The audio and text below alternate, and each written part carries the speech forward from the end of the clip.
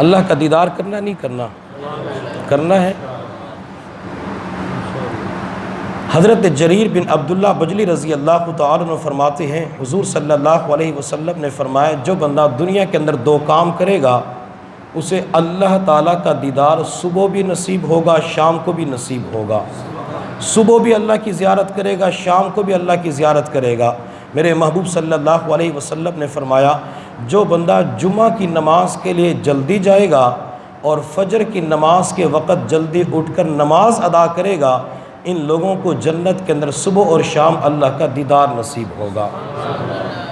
دو اعمال ہیں، اگر ان دو اعمال کو آج کا مسلمان اپنا لے تو اللہ تعالیٰ دنیاوی پریشانیوں کو بھی ختم فرما سکتے ہیں اور اللہ تعالیٰ اس کے بدلے جنت کے اندر اپنا دیدار بھی کروائیں گے۔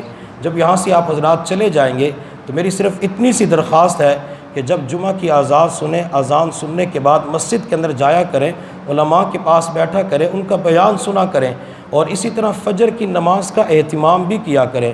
اگر بندے کی زندگی کے اندر فجر کی نماز کی پابندی آ جاتی ہے دوسروں نمازوں کا اہتمام خود بخود بندے کی زندگی کے اندر آ جاتا ہے۔